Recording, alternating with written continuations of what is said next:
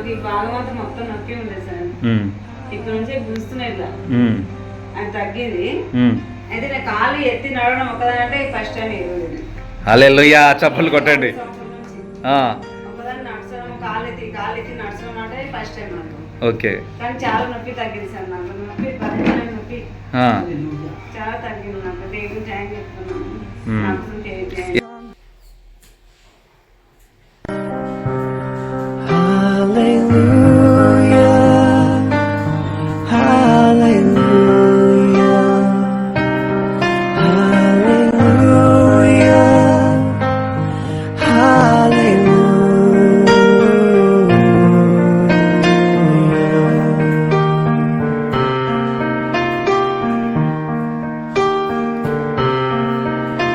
Your faith was strong.